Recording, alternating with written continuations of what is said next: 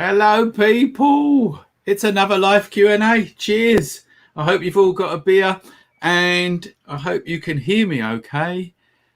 We are going to do something new tonight. I'm going to come to that in a second. But firstly, grab yourself a beer. Make sure that you are all comfortable. Tonight, I have got the Thirsty Ferret from Dorset. What a lovely place and what a lovely beer. That's me for tonight. Tell me where who you are, where you're from. We're live on Facebook, we're live on YouTube at the same time as well. While you're all getting yourself settled in, and I'm going to tell you what's happening later. We've got the usual album stuff going on. This one here, I've put this is the featured album. It might be difficult to see, but I've put that one in there because our special guest tonight, that's his favourite album, or one of anyway. So that one's in there for someone to guess. And then up the top there, you can have a go. So I want the artist and the albums, all right? And only true fans will know them ones up there. So give me them. Who we got in the house? We got Catherine from London. Oh, we got someone from India in here. Ishwar from India, welcome. So Sharon from Surrey there. Clive Smith from sunny Spain. It's pouring with rain here, Clive. I'm sure you're pleased to hear. Klaus has got the answer for the artist. So well done, Klaus. Yes, it is Pink Floyd. We've got Steve from Lanzarote. What's everyone on holiday or something? We've got Mime from Belgium. There, I know that there's a few people from the USA. I just saw them, but they've scattered up to the top. I can't see them anymore. Is that the Beatles' The White Album? No, Tony, but that's a very good guess. And we've got someone from Canada, Kat Jeffries from Canada there. So everybody, welcome to the thing. What does that say? Greetings from Aldi, using headphones, but not sure it's legal, pushing a trolley. So Brendan is in Aldi doing his shopping, watching us live on YouTube. So well done, Brendan. I like that. Okay, now listen, we've got a different evening coming up. I'm trying something new. I always try something new, but that's just what's going to happen. We've got a special guest tonight. It's called Dave Amber. He's a professional photographer and he's a member of TSOP. We are going to talk about his work. I'm going to ask him some questions, and then both of us together are going to answer your questions, our members' questions, which I've got down here. We're going to answer them together. And I thought to myself, why don't we do a few more questions live? Okay, so this is the new sort of system. I'm going to introduce Dave in a minute, go through some of these from the members. And then for the last 20 minutes, or maybe even more, you can whack questions in there live, and me and Dave will try our best to answer your questions, right? So that's the new plan, and that's basically what we're going to do. No one's got the album yet, have they? So there you go. Oh, someone from Ohio there. CN Clark from Ohio. From Georgia in America. So from Ireland there. Yeah, good. I like it. Lots of people in the house. Right. Here we go, guys. So I'm going to introduce you now to Dave Amber. Now, Dave is a professional photographer and he's a member of TSOP. He's an active member on our group. We all love looking at his pictures regularly, like, 50, 100 like pictures that he puts in there. So I'm going to bring him in now and let's see if it works. Let's go like that. There he is. Hello, Dave. Hi. How are you? I'm good. Nice to be here. Yeah, thank you for joining us, Dave. Really, really appreciate it. And I know that people are going to be interested in hearing what you've got to say. One more fun fact. Dave is an Essex boy, just like yours truly. Well, I'm from London, really, but I've lived in Essex for most of my life. So I'm an Essex boy as well, I say. All right. Right. So there you go. Say hello to Dave. A few people saying hello to Dave there. And hi, everyone. Dave, basically, firstly, no one's got your favourite album yet, so we'll wait for that to see if anyone can get that. It is hard to see, but they've got people have got the artist, so I think that's not that hard to guess. Oh, you can't see it now. Oh well, it's their fault. I'll go back quickly. See, right there you go. Yeah, this is your last chance. Look at that. You know the artist. That's the album that you've got to get. Dave. So the first thing is for Dave to give us a brief description of yourself, Dave. Imagine it's like a dating line for photographers. Okay. Right. Okay. And then you've got to talk about your work. So we'll come to that in a sec. Great. Okay. Well, thanks for having me. My name is Dave Amber. I am 54. I spent 30 years in the city before I took up photography properly. I've been taking photographs with a DSLR for about 4 years. My specialism, or my love, is landscape photography. I do also do headshots, I do pet photography, and I do a bit of commercial work as well. And started off as a bit of fun, and I turned it into a business. Well done, mate. That's the dream. You're living the dream. I'll tell you what. We'll come back to your journey in a minute, which we've got to talk about in more detail. But shall we just go straight in and look at some of your work, and you can describe it? So for those people that are new, last week we had Steve last week, and basically I asked people to pick their best photographs, which is very hard to do, and explain them. So this is what's happening. I'm going to go over to the screen now, and here we go. Dave, back over to you. Thank you. Firstly, I need to say, Mike Clark, well done. You've got the right answer. Did he? Oh yeah, there you go. Well done, Mike. Yeah, Mike was first. Well done. So it was really hard to pick three. So apologies, but this one is an old one. I took this one about 3 years ago. with my good old entry-level Canon 700D, and it's in a place called Leigh-on-Sea, which some people have heard of. It got voted the happiest place in the UK to live 2 years running, I think, in the Times or something. Yeah. And I grew up near there. And somebody had said to me, look, Church Hill, this is a place called Church Hill in Leigh. So the church at the top is called St Clement's Church. And they said, it's a really nice place. You should get some photographs of it. So I went down there. And this is a good example of why you should go to the same place multiple times. You know, I went down there during the day, saw it, liked the look of it, took some pictures, they were okay. But as soon as I'd seen it and seen all these lampposts, these lovely vintage lampposts, I had in my head a place called Montmartre in Paris. So if you Google Montmartre steps or Montmartre lamps, you'll see something that looks like this. And I'd seen that in my subconscious a long time before. You've probably seen it, Mark, right?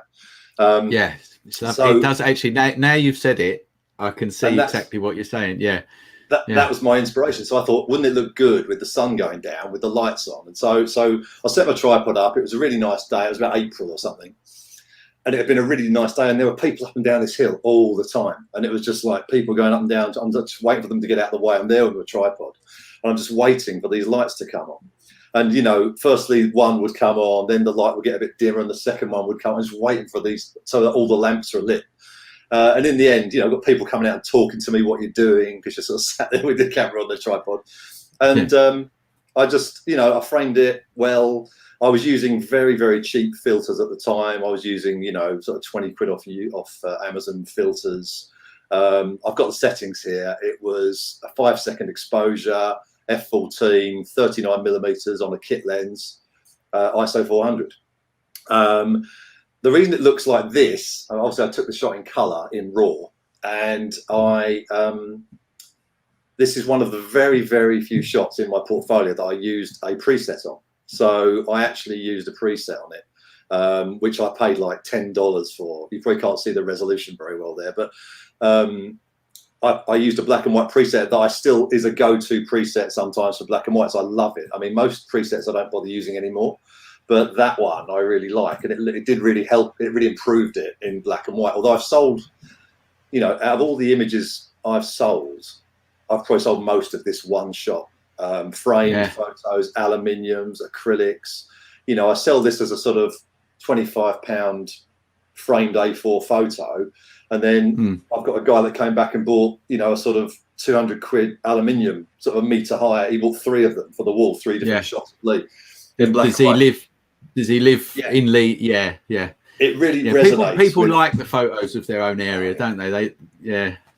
That's why. Especially that's why I started.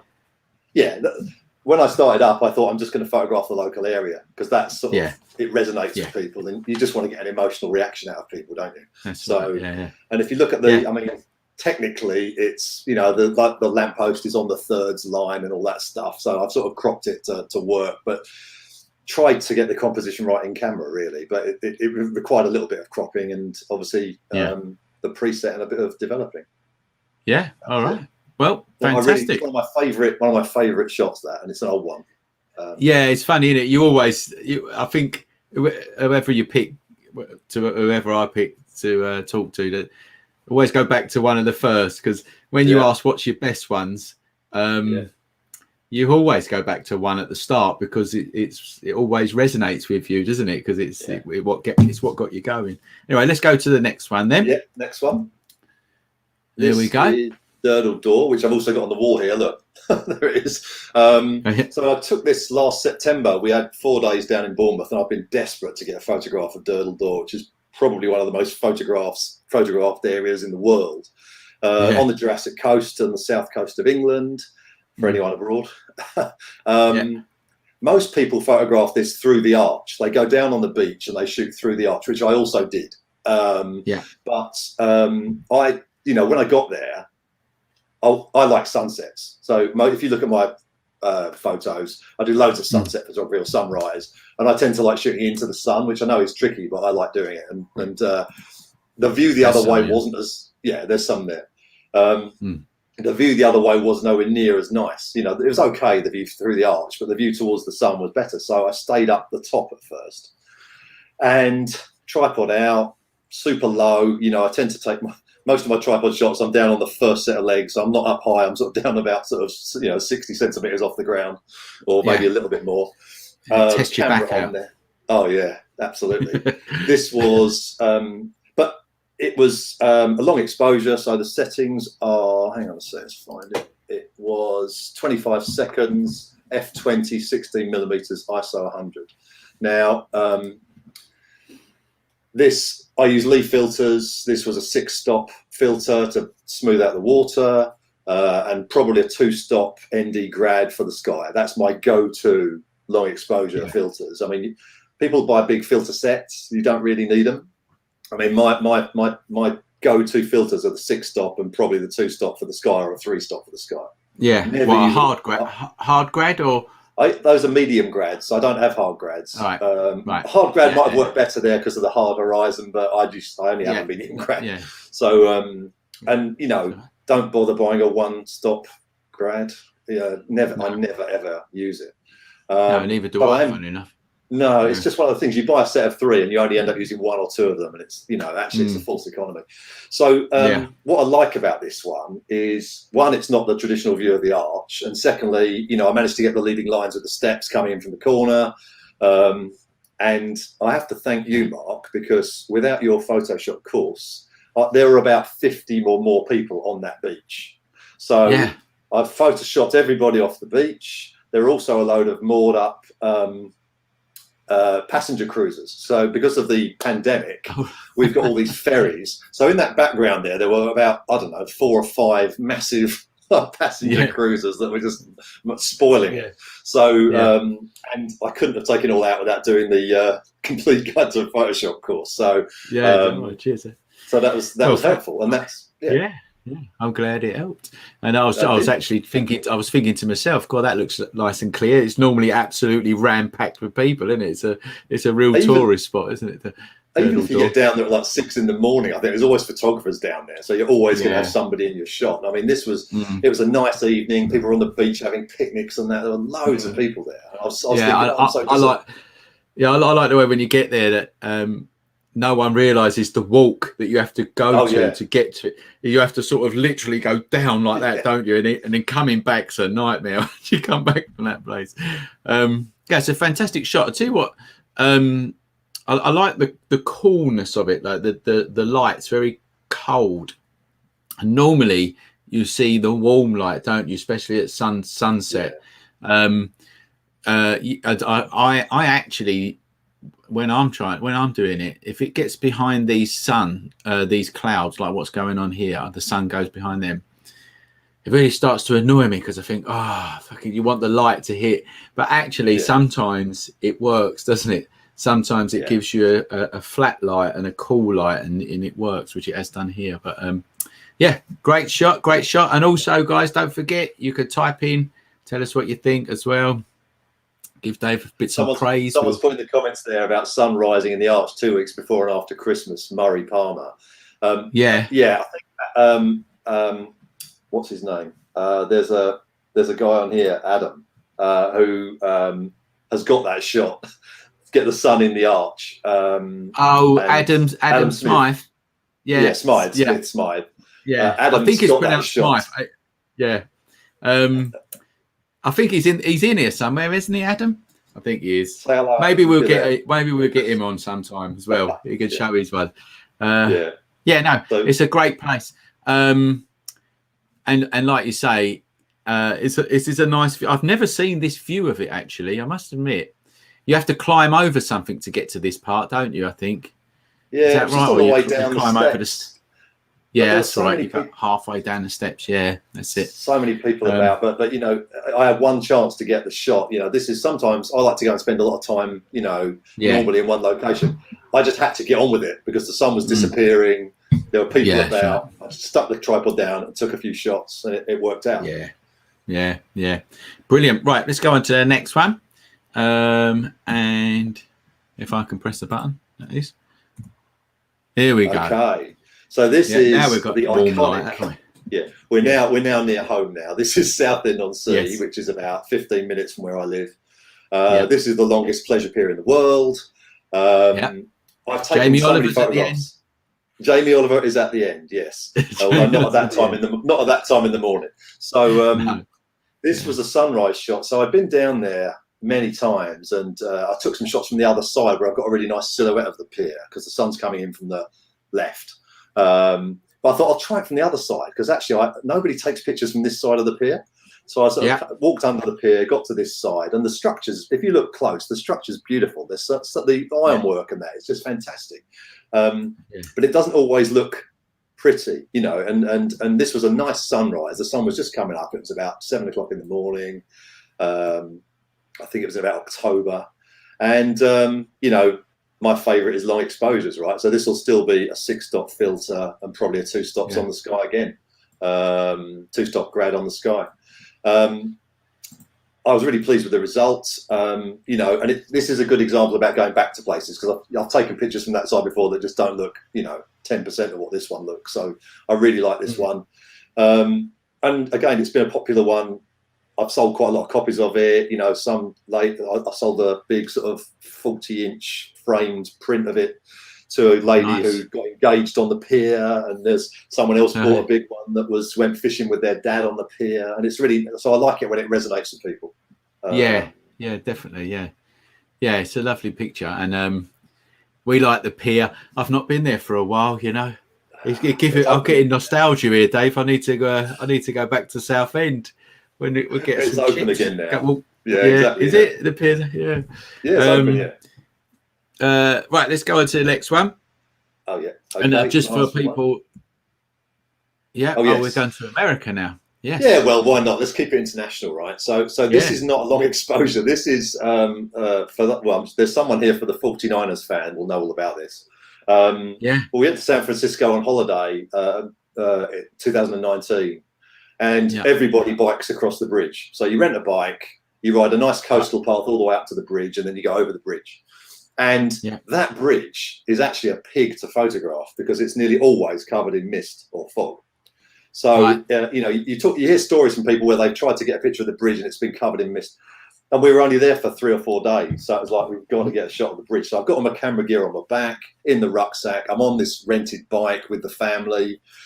We're biking up. And I took various shots on the way up because every time, as you get nearer, you think, oh yeah, great shot, get a bit nearer. This is my trusty Canon 16 to 35mm lens, which is I love that lens for landscape photography. It's just my go-to lens for landscapes. It's the 16 to 35 f4, not the f2.8. You don't need the 2.8 for landscapes. No. And I think somewhere I've read that the f4 is sharper than the 2.8 anyway. I love it. It's always on my camera. And this was, what I like about this shot is it was a quick handheld shot. It was, let's just check the settings. It was f11, 2/50th of a second at 35mm, full frame, ISO 160. I like the fact there's a bit of life in it. So you've got that boat coming across, you've got the flag flying, there's a few people down there. Because sometimes some of my landscapes are arguably, you know, they're desolate. There's nobody in them. So I quite like those photographers that sometimes have like one person standing in the shot. They look really good, don't they? So I like the fact there's a bit of life in it. The leading lines work well. It gives it scale as well, doesn't it? I mean, if you've got life in it like that, it shows the grandeur of that bridge. I mean, I've never seen the bridge, but I can imagine it's absolutely massive. Yeah, it is massive. And the funny thing is, I mean, just slightly going off point, but the bike ride up to the bridge is the best part. When you actually cross the bridge, you've got 8 lanes of traffic next to you. You're completely safe, but you've got all this noise and 8 lanes of traffic, and you've got your dedicated bike lane.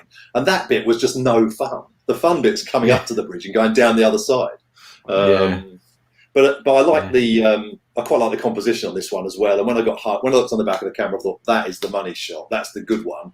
You know, I've got lots of different shots on the approach to the bridge, and I think that's my other advice to people is keep taking shots. You know, keep moving your perspective because you will end up with a better shot probably if you keep changing your perspective. I want to go to America. I want to spend months out there. That's, you know, I'd love to just do that. You know, just when I retire, I think that's what I'll do.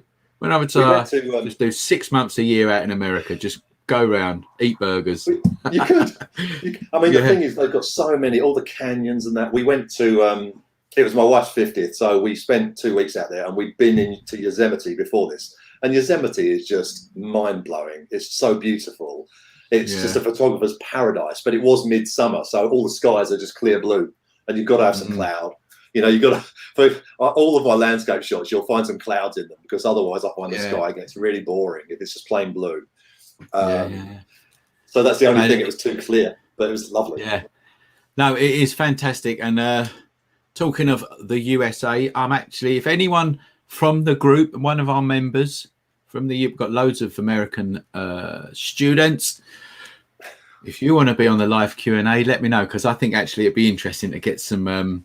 I've just had 2 British people actually, so let's mix it up a bit. All right. So if you're interested, whack it in the comments.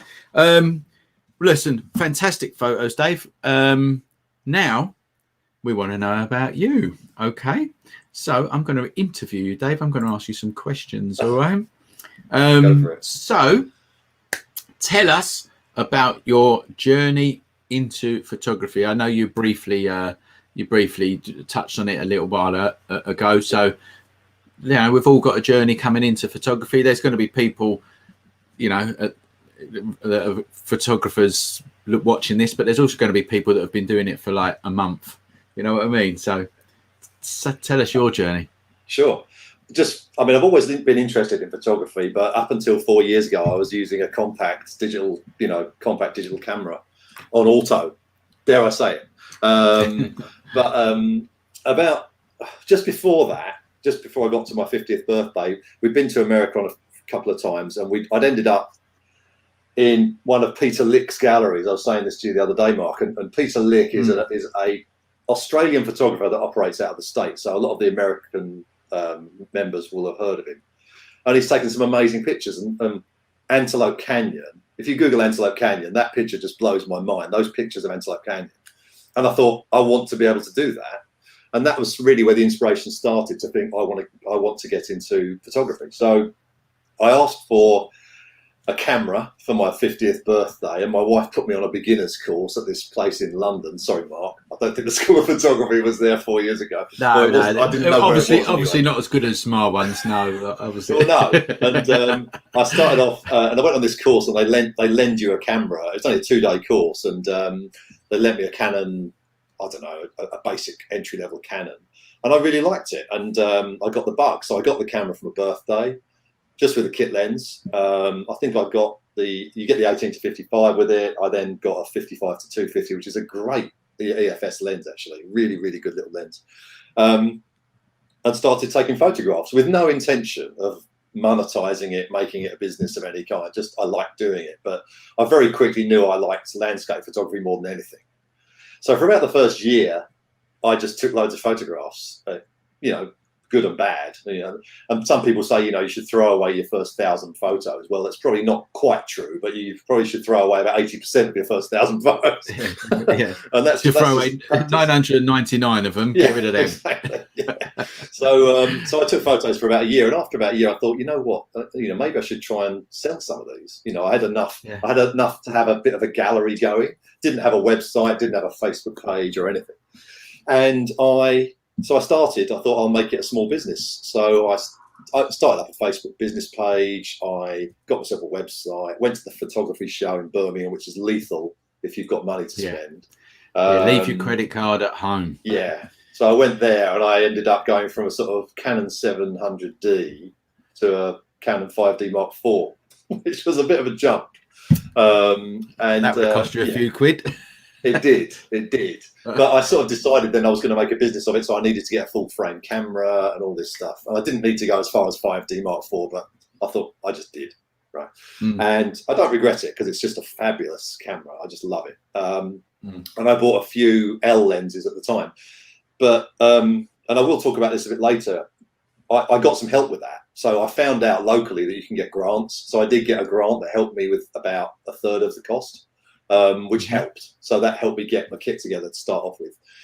And then I bought a website, which again, I got signed up to at the photography show, Zenfolio, which is a big American template website. Yeah. I'm sure Mark knows who I'm talking about. Yeah. They look really pretty. They look great. They're a little bit American. So the fulfillment side of it doesn't work as well over here as it does in the States. Yeah. But it's a good website. And I was off and running, and then I just started thinking, right, how am I going to sell products? It's getting your name out, So so that's how it started, and haven't looked back really. So, do you want me to talk about getting into it as a business? I do, but something really funny's come up, and I'm going to put it on the screen because it made me laugh. I didn't want to laugh while you was talking, but just check this out from Lorraine Smart. So now the thing is, if you're not from Britain, you won't know what that is. But Chaz and Dave are like a duo, and they're from London, aren't they? They're like Cockneys. Although we could start singing a number, and they sing songs, and they get on the piano, and it's like a good sing-along type of people. But oh god, see, when you got an accent like this, Dave, people constantly just take the mick out of you. You know what I mean? I don't care. I can take it. Yeah, I know. I get all sorts. I get. Who do I get? Ronnie O'Sullivan. You sound like Ronnie O'Sullivan, or what's his name? What's the comedian? Oh, I can't remember his name. Mickey Flanagan. I get all sorts. Yeah. Here we go. James says it. Here we go. Look. You've started it off now. You've just started it off. I've started them off now. Right. I just had to. I had to get that out of my system because it made me laugh. Right. There. Yeah, there's another question, and so I think you're going to get to it anyway. So we're talking like what struggles. So obviously you've started up in photography, and there'll be other people watching this, and they want to start up in photography. What struggles, what barriers did you come up against? And like, if you could, what tips would you give someone else? Like if you could go back to yourself and say, right, Dave, you shouldn't have done this and you should have done that. Let's give people some advice, Yeah, sure. So struggles, there's some sort of personal struggles and there's some sort of business struggles. So just personally sort of understanding photography, I found it really hard. There's so much rubbish on YouTube. It's trying to sort out the quality from the quantity. There's so much. And I found that hard. So, I did come across the School of Photography quite early, actually, after maybe 2.5 years ago, 3 years ago. Which was a godsend. But that's quite hard, just trying to find the right way to learn, other than sort of, ad hoc. YouTube is, I love YouTube. We're on it now. But I don't think it's a great educational platform. I think it's a good one. I think you can get some good stuff off of it, but it confuses people a lot more, I think, than it can educate people. And but it's hard to tell people that at the start. I mean, obviously I've been in this for many, many years, and you literally can't tell someone that until they figure it out themselves. Do you see what I mean? You can't say to someone, read a book, do a course, just don't go on YouTube and don't just, learn properly. And if you say that to someone, especially if you own a company like what I do, right, they're just, no one listens to you. So, but I hear it all the time afterwards. Absolutely. I'll get onto the business ones in a sec. The other thing I've written down here is the desire to get more kit. There's this thing called upgrade-itis that everybody has, right? And it's like, well, I've got this, but I could do better if I had that. And it's not just about buying a better camera. A better body will make you a better photographer. It's not about that at all. It is about technique, and it's about understanding, the exposure triangle, back to basic stuff. And that I think is far more important than upgrading all the time. So there was the temptation to do that. Sometimes motivation, sometimes wanting to get up and go out and take some photographs. A lot of my photographs, if you look at my Instagram, they were taken at, 6 in the morning, 5:30 in the morning in December, on the beach in the freezing cold and the freezing wind when I can't feel my fingers, but nobody realizes that. So, I mean, I don't know, I've given you any of the, if you look at the boat ones on Instagram, that one. These ones here. Yeah, they're all taken. While we're here, guys, if you do want to follow Dave, actually, I've got a button here. Let me get it to, where is it? There it is. Ta-da! That's Dave's, as Dave's details. If you do want to follow him, that's his Instagram there. There's his little face there. Look, hey. And that's his website and stuff coming across here. But sorry, Dave, go on. You carry on. I was saying some of those were taken like in the bitter cold. You get some really good shots in winter and spring. So get cold. So it's having the motivation to get up and go out when it's raining and think I'm going to take the shot. But the payback is you get home and you've got a great shot. So that's the benefit. It is effort, isn't it? It's like getting up at 6 and getting out for the sunrise is an effort, and like you say, it does pay off. I love this shot, Dave. The compositionally, that's lovely, isn't it? The way that goes through. It's great. Yeah, I was lucky that they'd laid the chain was laid out beautifully. Yeah, they did it for you. Well, it's just finding your perspective, isn't it? That's the other thing I would say in terms of tips, though. My composition it improves. The more you do it, your composition improves. I used to crop a lot when I started off, and now I don't. Now I get it. I try and get it almost 100% right in camera, and it's just a tiny tweak. Moving your feet and getting your composition right, that was a big deal. So back to struggles. Money. The reality is you need some money to get going if you want to make a business of it. You need kit, you need product, because I sell framed prints. You've got to pay for them to be printed, buy the frames, get them framed, work out where you're going to sell them. Getting out there on social media, getting your name out there generally is a struggle. I mean, it really is. You sort of naively think if I've got a website, people will find it, and it just doesn't work like that at all. No. So, getting to learn a bit about. Yeah, it's social media is just it's really saturated, and it's just so hard for anyone now. I don't care who you are, just to get Instagram followers and this, that, and the other. And my advice to people actually is to not worry about having tens of thousands of followers. I don't think it matters too much anymore, because people do actually now understand that if you've got 1,000 followers, you're actually done quite well. Or if you've got 5, do you know what I'm trying to say? Yeah. People, it's just well, and the other thing is, I'm not really sure what followers actually get you. No. So I know exactly what you're saying, because followers are great, but they don't always buy your products, right? It's not about if you want to monetize. You've got to decide. I think one of the things I wrote down here was decide whether it's for fun or for business. That's a really big deal. If you just want to take great photographs and it's just for fun, that's one thing. If it's for business, then you have to have a bit of a different hat on, and you might have to compromise on things and work out where the money is and that kind of thing. I just like taking landscape photographs, and if somebody buys them, then I'm happy, right? But I diversified into headshots, pet photography, things like that, because you can't make a load of money all the time out of landscape photography. It's just not possible. No. There aren't repeat customers like you get with, if you're a wedding photographer, you get the engagement shoot, you get the wedding shoot, you probably get the pregnancy shoot, and then you get the newborn shoot. If that's what you like doing. I don't like doing that, but I've done a wedding, and I wouldn't do another one because it's such hard work. I did it as a second shooter, and it was so hard. I hate them. I'm not even a fan of going to them, Dave, to be honest with you. I like, let alone photograph. I like the evening when everyone dances and gets drunk, but the rest of it I could do without. I get So coming back to, money was an issue, but look for grants. There are grants out there. If you start networking locally to yourself, or talking to the councils, Chamber of Commerce, whatever's nearby. Business. You're talking about business grants, aren't you? Yeah.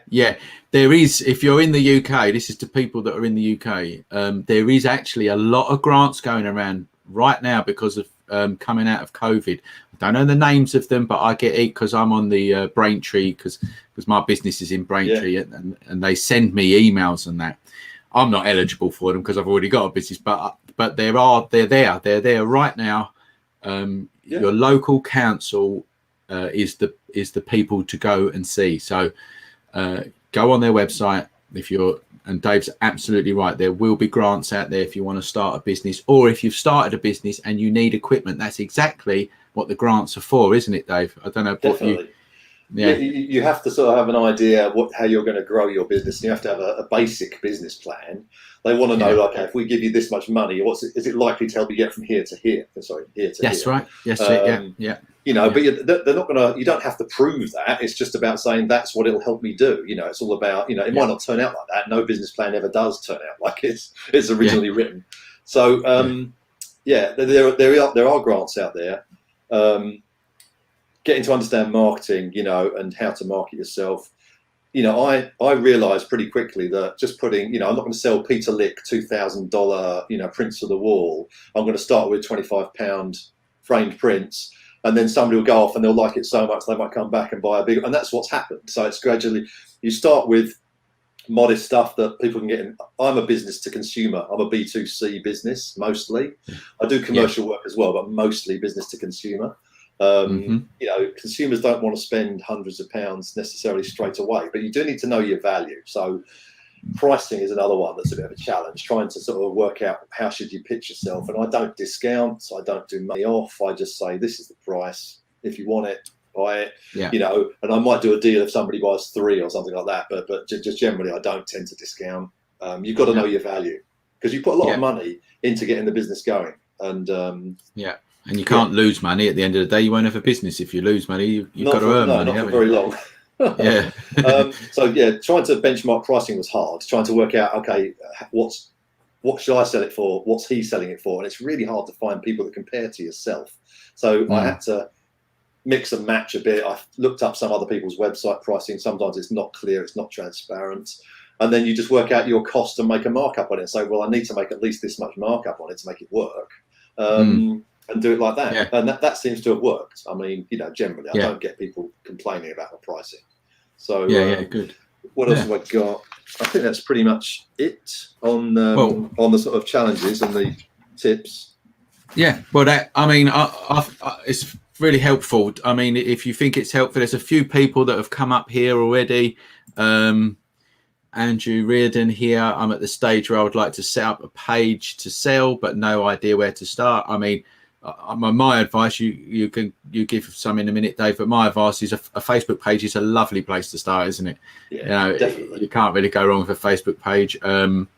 And if you're selling prints, very much local fairs is the starting point, in my opinion. What would you say on that, Dave? Definitely. I mean, there's a place in Leigh-on-Sea, which is where I took that shot of the steps. And I've exhibited there, that sounds posh. I've had a stall there and taken, maybe 40, 50 prints there, all framed up 3 or 4 times. And I've always had a brilliant time, and it gets your name out there. And the example of the guy that bought in fact, I don't think he even bought a print off me. He took my business card. So I have some business cards to give out. That's a good tip. He took my business card off me, and he phoned me about a year, 15 months later, because he'd just finished decorating his lounge and he was then ready to buy the pictures. And he spent £600 on 3 aluminiums for the wall. That was great. From just me rocking up with little, prints at a craft fair, I get a nice sale like that. So that works, So I'm just reading some of the comments in here. So it's good. So Facebook is actually a really good place to start because it's free. You have a Facebook business page, costs you nothing. And your friends are your first port of call, aren't they, on Facebook? They will share it for you, and that's your sort of the catalyst, if you like. That's what starts you off. That's it. I mean, there's some fantastic tips here, and it's been great, to be honest with you, Dave. I've got some now. Tell Dave what you think, and this is your time now. This is your time now. Remember, we're about 30 seconds difference. So from when you type it in, we're about 30 seconds away. So just remember that. So if you've got something that you want to ask, do it now. Is what I'm trying to say. I've got some other questions from our members as well, and we'll answer them together if you don't mind, Dave. Right. Perfect. So first one I've got here is Tony Hurst from Yorkshire. He says, "Hi, Mark. I have seen and read that a lot of photographers use UV filters on their lenses all of the time. Please, can I ask your thoughts on them all the time, and is it really necessary?" Right. So, do you put them on all the time, and is it necessary? UV filters. What's your take on that, Dave? Should we do one of these for the meal? I think no. Right. Yeah. I think they protect the front of your lens, and that's it. but you're putting a £20 piece of glass on the front of a £800 lens or something. I just don't get it, and I don't think it. If you use a lens hood, then you don't need to worry about UV filter. So Yeah. I'm very anti. I started off. I bought them. I had them on my lenses, and then I joined a camera club and talked to other photographers, and the vast majority were anti UV filters. Yeah. They are. They're a lens protector, basically. In my opinion, they don't do anything for the image. They don't like cut out haze, which I get asked that a lot. Do they cut out haze? No, they don't cut out haze.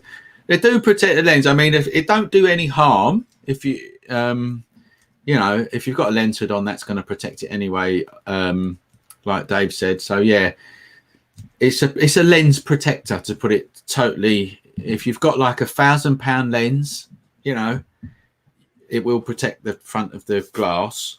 You'd scratch that first, but that's it, I think. I think the other thing, isn't it, with UV filters, I'm not sure I've seen it happen, but you can get light that reflects between the UV filter and the front of the lens. So with that minute gap between the filter and the lens can degrade your pictures if the light bounces in there. So yeah, that's well, if you're gonna get lens flare, it will give an extra ring because it's an extra piece of glass. So, but you might want that, I suppose. I don't know, but that's good. We've got one here. Okay, here we go. This one here is from Robert George. How do you value your work for pricing? Well, as I said, I started off looking at other photographers' sites, but I normally just take cost plus. So you want usually at least double plus the VAT. So whatever your cost price is, double it and add VAT. And that's right. That's a rough thumbnail of how to price work. Yeah, and I think that's really good advice, actually. Yeah, 2 or 3 times the cost is about right, isn't it? So if it costs you 20 quid, it costs 60 quid to buy that kind of stuff. When it gets up to the really big ones, so when I do big aluminiums and acrylics, and they do get very expensive, I might flex that. I might flex it down a bit so that I'm still making a very decent markup on the picture, but it may not be 2 times plus that. It just. So you need to look at it in the scheme of the overall cost. But that's a great starting point. Is twice plus that. Yeah. Good advice there. Like that. Let's have a look at what else we've got. Right. This is quite an interesting one. Is that the one you was gonna? This is quite an interesting one, right? How do you feel about online photography competitions? I've got very strong views on this, Dave, but I'll let you go first. You want me to go first again? Oh, okay. Yeah. I haven't. Well, are you talking about the School of Photography's No, I'm not. No. I think competition. I think that what Curly Teddy is saying, and you can obviously type in if we're wrong here, but if I'm wrong here.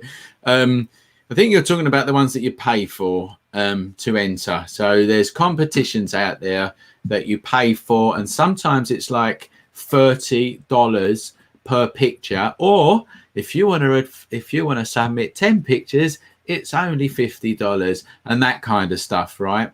I am against them personally. It's a massive money spinner, and there is so many competitions and places that you can submit that don't cost money, that you should do that. Really, I think that's my opinion. That's my actual opinion, to be honest with you. So there you go. Right, what do you think, though? Because free competitions are easy, aren't they? You can submit things for free.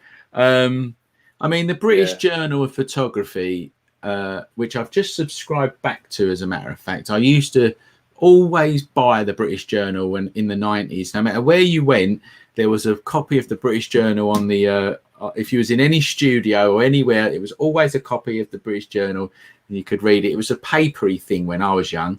Have I got a copy in there? Anyway, the point I'm making is it went away because when the internet came, it disappeared. But now it's re-emerged as this art book. It's not a flimsy, flippy thing anymore. I think it's either quarterly or something like that. They produce this massive book. It's really nice, interesting, arty photographs. But part of the subscription is you can submit your work to their to their competitions, and they're big ones, but it's part of the whole subscription service there, and I think that's all right. That's as far as I would ever go. Over the years I've done it, and it's always it's just, anyway, I don't like it. No. Yeah, go on. I've got nothing to add to that. I mean, I've never entered one. I think it is a money-making scheme. You know, it's not a big. I'm not a fan. Nah. Okay, well then that's answered that. I've got a bit. So I've only had half a beer as well. Right. What do you want to pick one there, Dave? You can see them your end. Just looking at these questions. So I'm just going to quickly. Somebody asked about, was the San Francisco picture fine art overlay? No, it wasn't. I haven't done that course yet. So I've done nothing to add the fine art treatment. Do you print your photos yourself? No, I don't. I use people like Loxley Colour and White Wall. Loxley Colour are great for prints. I do also use, there's a local photo lab very near me actually, and they are fantastic, especially if you need a quick print. So I've never bothered printing at home. It's a lot of money. You need an A3 someone told me what are they called, Dave? Let's give them a plug, because Phoenix Photographic in Raleigh. They're very good. In Raleigh, yeah. Someone else said. I'm sure someone else told me that once as well. But they're good. They're excellent. So shout out for Phoenix Photographic in Raleigh. I use Loxley Colour, I use White Wall, and for some of the budget ones, I use Bonus Print. I mean, they're not bad, actually. Depends how big you're going to go, you know. Okay, let's have a look at this one here. I think this is a technical one here. Yes. From Paul Brown. Question about filters. I have a 10-stop Lee. What are the benefits of getting a 6-stop? That's actually a good question. Can't I just up the shutter speed using the 10-stop? Yeah, that is a good question, actually, Paul. Go on, Dave, you want to? Yeah, I mean, I've got both. The 10-stop Lee is great during the middle of the day. I like it for daylight shots, although I rarely take middle of the day shots, so it's the least used of my two filters. If you've got a 6, let's think. I find 6 is brilliant for sunset and sunrise, so it depends what time of day you're using it. And also, you are compromising your shutter speed if you're having to force the 10 one way or the other. You know, I think there's a place for both of them. There is, yeah. Sometimes when I've got a 10-stop, you know, I'm sort of a bit opposite. I tend to use the 10 mostly until the sort of shutter speed starts going above 4 minutes and that, and I start going, I ain't standing here for 4 minutes. I can't stand here for 4 minutes, so I'll stick the 6-stop in. And that's the way I deal with it. You know, that's the way I deal with it there. Right, there is some more here. I'll let you have a quick look, Dave, and you can choose one. And in the meantime, what I'm going to do is this. While you're looking, I'm going to do this. Right, guys, so you need to, please, it's not over yet. We've still got a good 10 minutes or so. Please press the like button. That's all you have to do. Press the like button, subscribe to the channel, and follow on Facebook and all of these things, because we touched on it earlier. It's so hard on social media. And if you don't click like and do all of these, basically, if you don't engage, our channels, our social media don't go to anyone. So it really, really helps us out. So please, just press that like button, subscribe, do all them things that I hate asking for. But if you could just do that, that would be absolutely fantastic. All right. Okay. Yeah, so I was just going to pick another question. One sec. Sharon Scott's asking, do I have a go-to F number for landscape photography? I always start about F16. You know, anything above F11. I don't tend to go any lower than F11. Usually F16. And the way I compose my landscape shots, if anyone's interested, is they're usually on a tripod. It's usually a long exposure. I use the live view a lot. So I'll have live view open on the back of the camera. I'll view the histogram. Learn to love the histogram is my advice to anyone. Learn to love your light meter and your histogram. I'll have it up on the back of the screen, and I will crank the once the filters are in, I'll just crank the aperture until, or the shutter speed until I get that distribution that I want. If the light starts to fade, then you've got to lengthen your shutter speed, you know, and that's where you might have to mess around with the aperture to keep it going. when I first started long exposures, I was taking, as Mark said, 3-4 minutes. Nowadays, usually I'll get it done within 30 seconds. So, Yeah. But you can go into bulb mode and do longer ones. But most of my long exposures are up to 30 seconds, and I'll adjust the aperture to make that fit, as long as I've got my distribution on the histogram. And it comes down to and it just comes down to how streaky you want the clouds, doesn't it? Exactly. That's another thing you need to consider. And how fast the clouds are going. That's the great thing with long exposure. Actually, it's very technical. You have to really kind of figure things out while you're there. Is the clouds going fast, or are they going slow? And do you want them to streak? And I like it a lot. Actually, it keeps you busy. Keep you busy.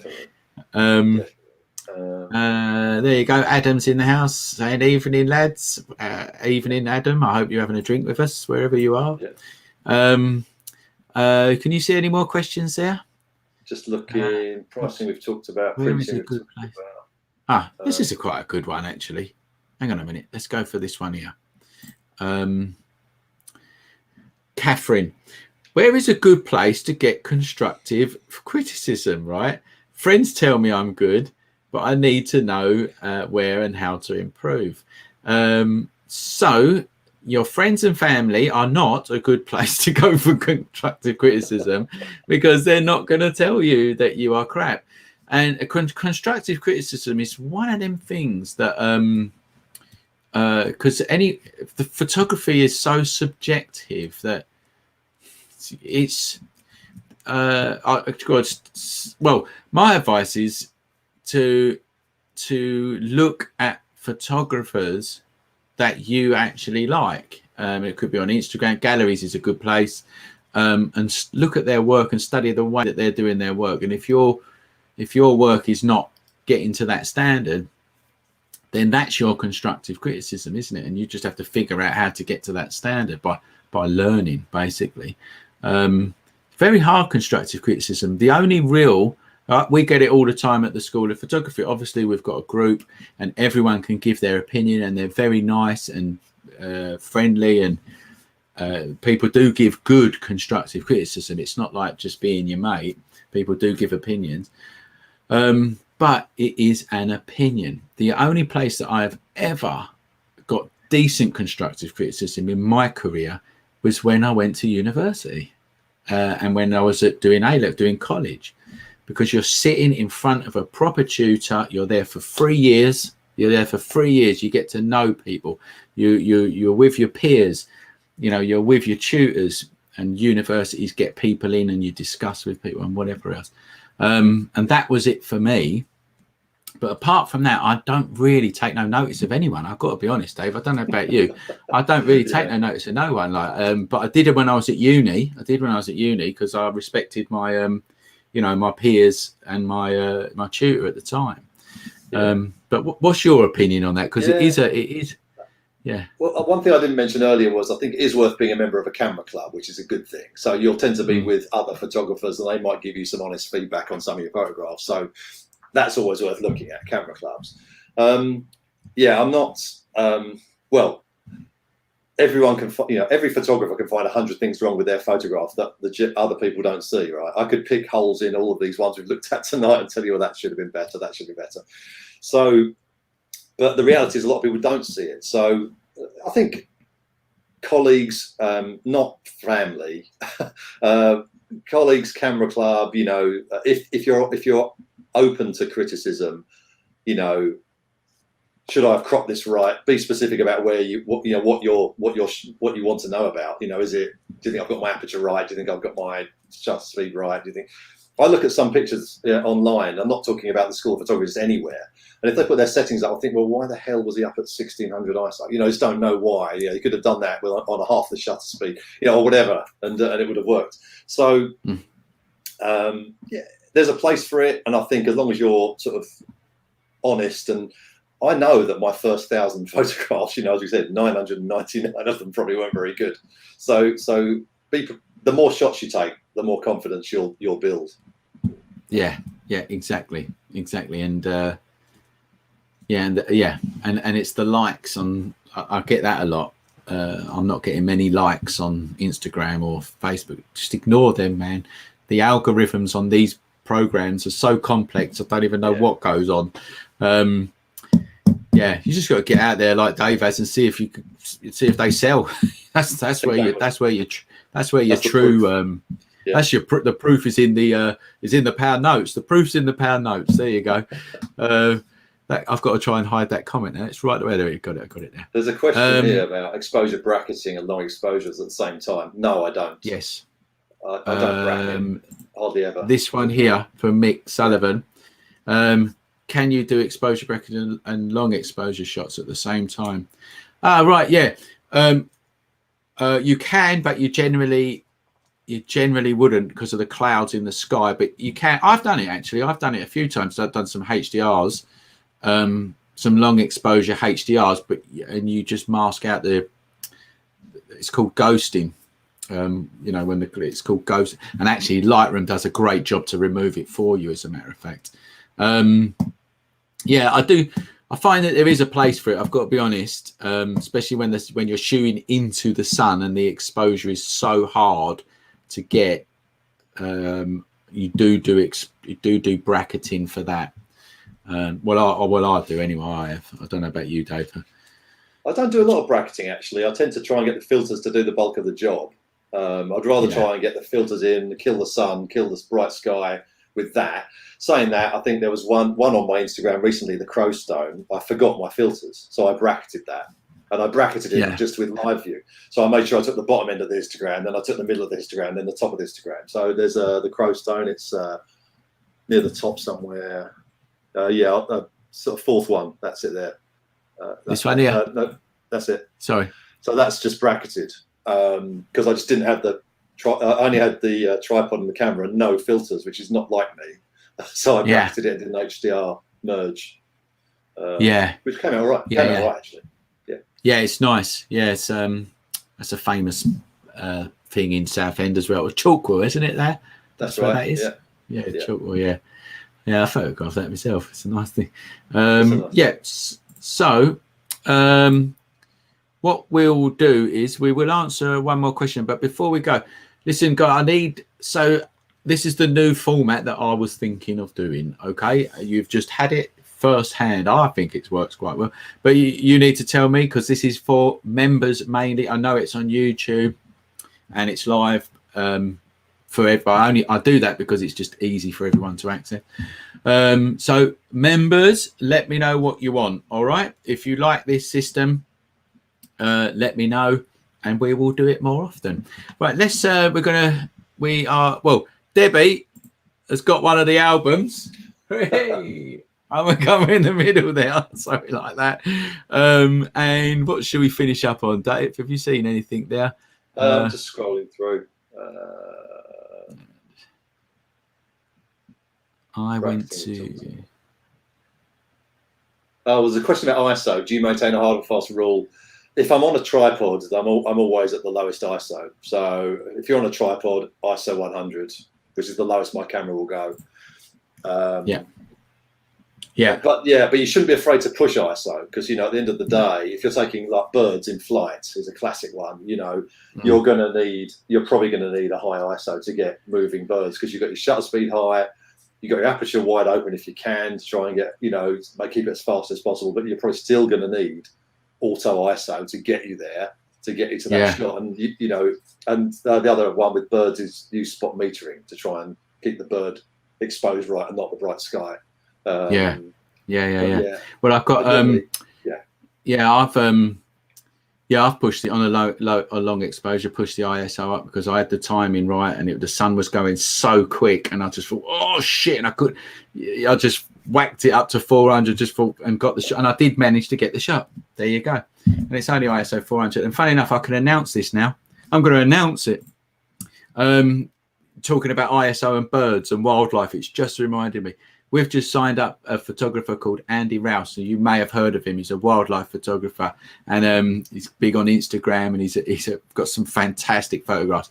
We've just started we've filmed the first part of it, a wildlife photography course on the School of Photography with Andy Rouse. So yeah, keep yourself peeled for that one. It's going to be fantastic. Right, it is now 8:30. We've been here for an hour. Dave, thank you so much. I think it's been really good and interesting, and I hope you've enjoyed it as well.